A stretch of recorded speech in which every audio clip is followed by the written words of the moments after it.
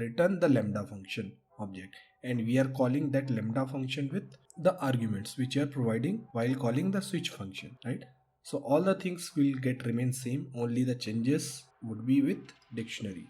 Now let's quickly go and run this code and see this code is working fine or we are getting any error.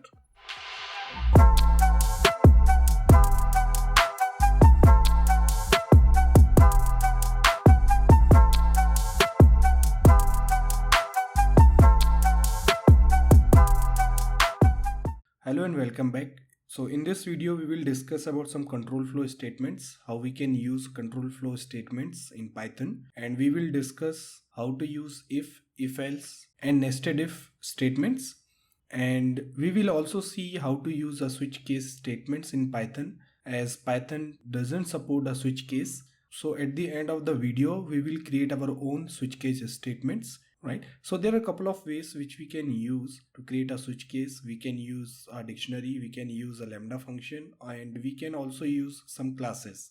So before going to learn about the if and if else statements, we should know about the relational operators, which compares two objects and return boolean values. Right, relational operators, we have a greater than sign, we have a less than, we have a greater than equals to, we have a less than equals to, we have equals to, and we have not equals to.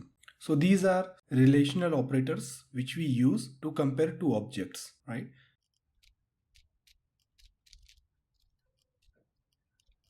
For example, if we check 10 is greater than 7. So here what we are trying to do, we are comparing 10 with 7. 10 is greater than 7, it will go and print true. Right, so here you can see we are getting true, right? Same as if we check 10 is less than 7, right? 10 is not less than 7, 10 is greater than 7. So in this case we will get false, right? So we are getting false. So same as we can also check the greater than and equals to. If it is greater than and equals to, we will get true as answer, right? So we are getting true. And same as we can use a less than equals to. Right, so there are a couple of points which you should keep in mind. While using a if statement, you have to provide a condition and the colon sign. So you have to provide this colon sign and indentation, right? So Python will execute these statements inside this if block if that if condition gets satisfied. For example, we have two variables called first and second, right? And if we want to check if first number is greater than the second, so we can use a if statement. We will use if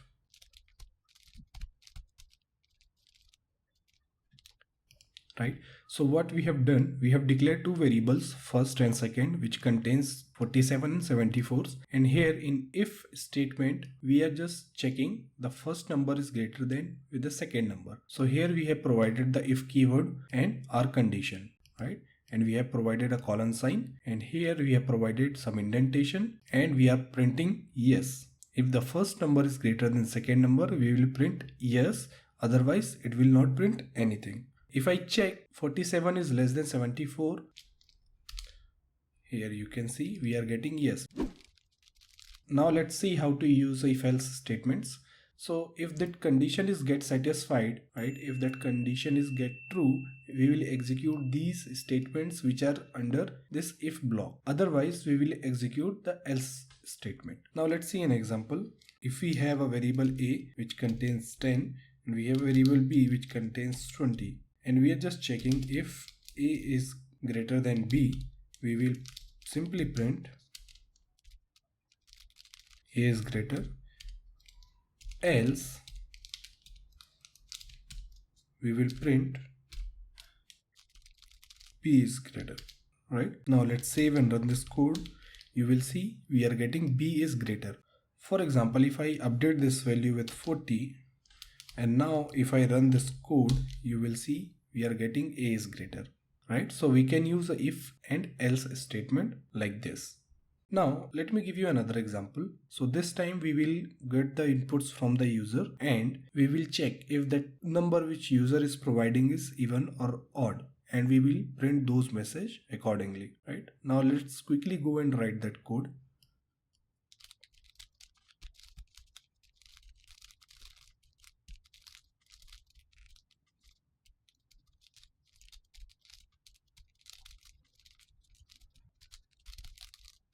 So this is our program. Now let's quickly go to terminal and run this file.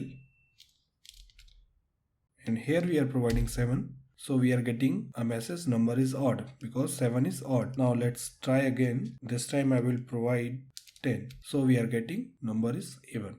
Right? So instead of writing these many lines of code, we can also write something like this.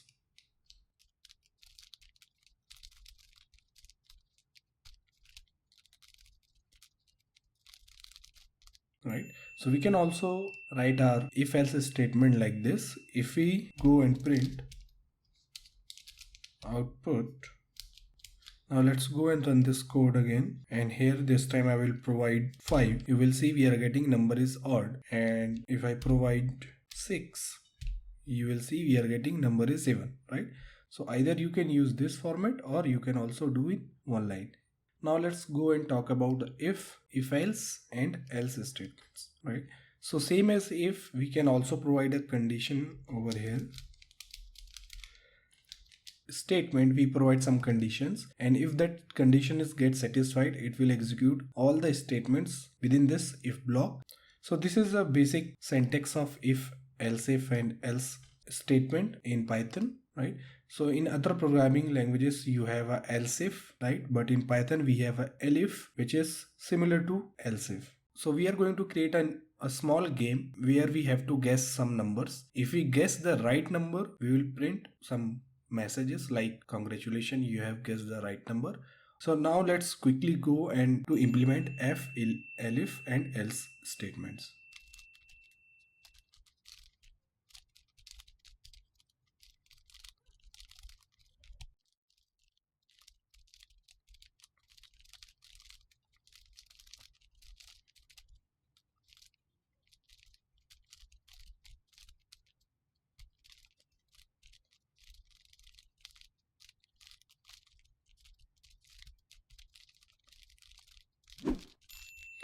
So here is our small game is written.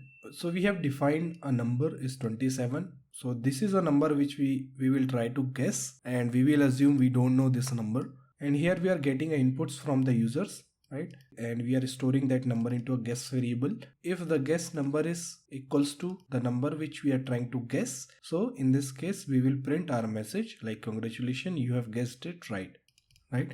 If the guess number is less than the number, we will print it's a little higher than that which you have provided. Otherwise, we will print the number which you have provided is lower than that. Now let's quickly go and run this code.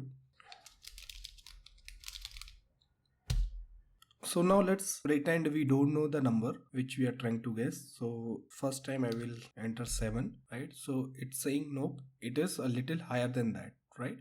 Okay, now let's go and provide the number 30. In this case we are getting no, it's little lower than that, right? Now this time I will provide the correct number, and we are getting congratulations, you guessed it right. Right? So I was assuming I don't know this number, right, while executing that program. And in that coming videos we are going to improve this our little game.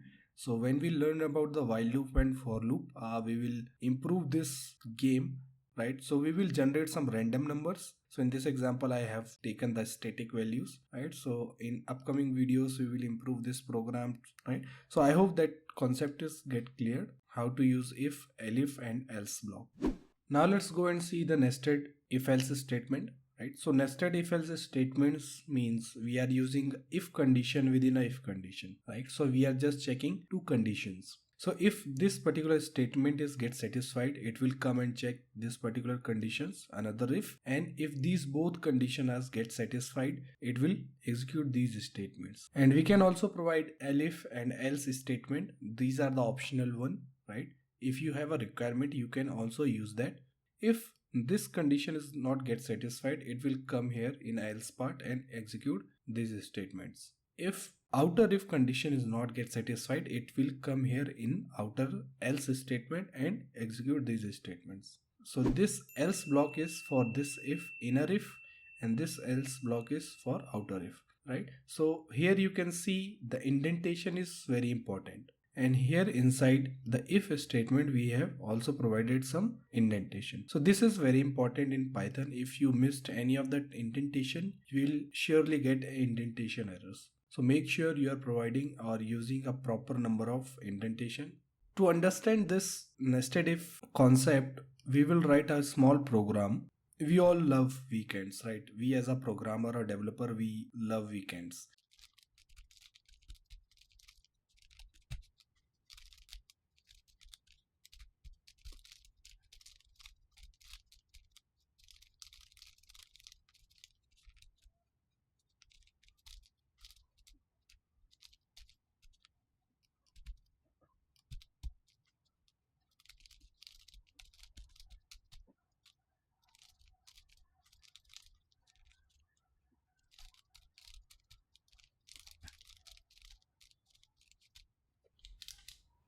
And here what we are checking if today's weekend and the balance which we have a 2000 here is greater than or equals to 3000. If these two conditions are get satisfied, we will go for a shopping, right? So if that is a weekend and we don't have enough money to spend, we will just sit into our couch and watch our movies. If today is not a weekend, we have to keep calm and go for a work, right? So if we go and run this code, you will see we are getting watch TV. Why? Because today is a weekend, that is true, but the balance, the money, we don't have enough money to spend, right?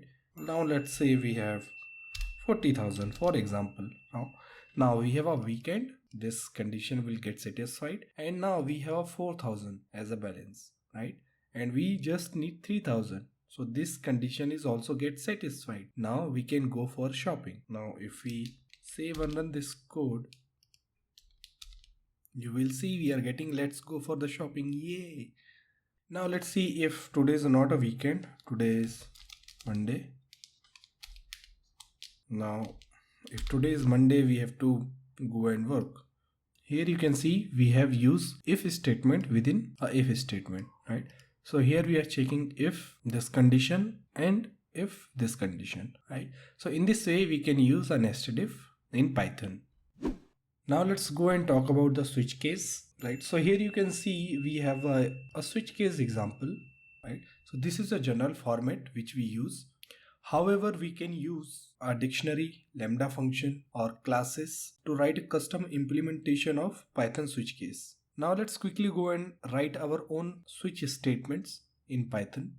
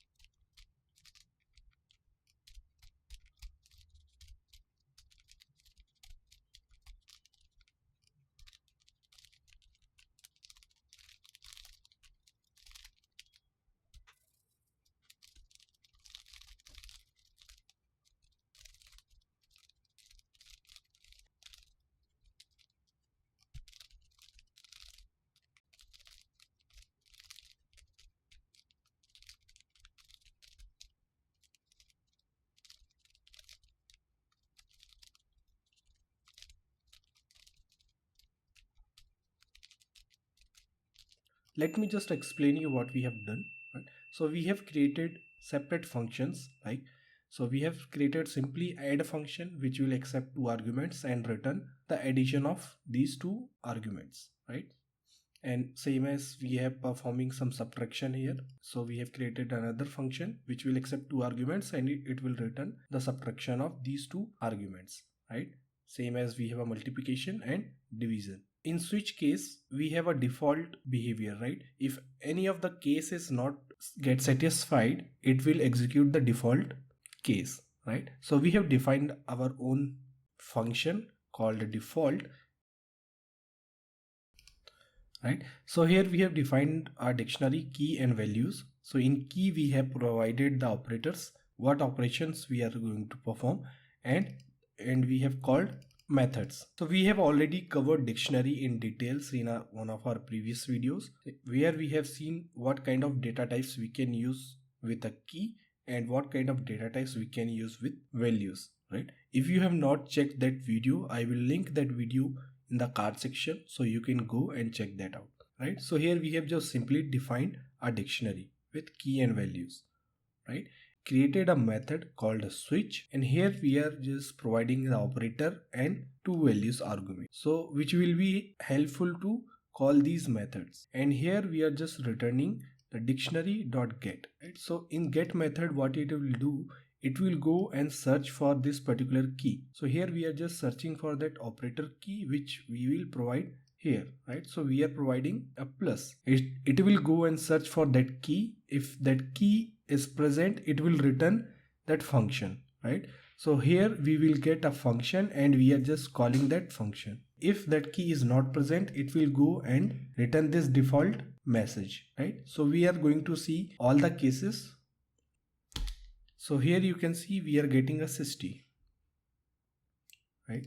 So here we are performing addition. So we are 50 plus 10 is 60. So we are getting 60, right? Now let me just repeat some statements.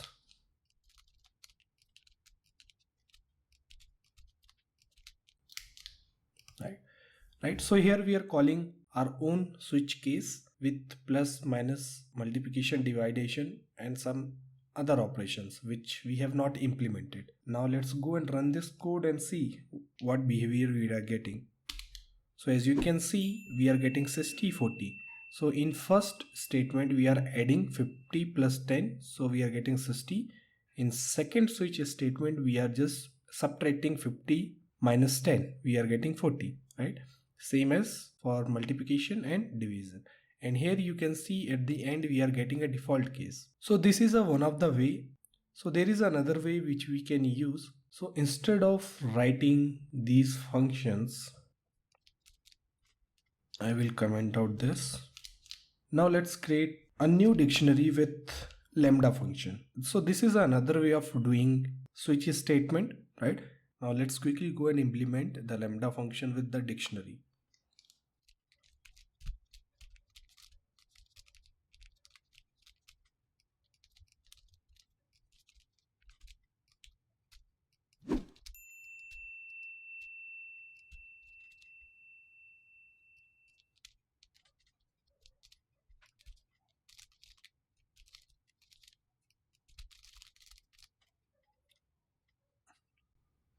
Okay, I think I am done.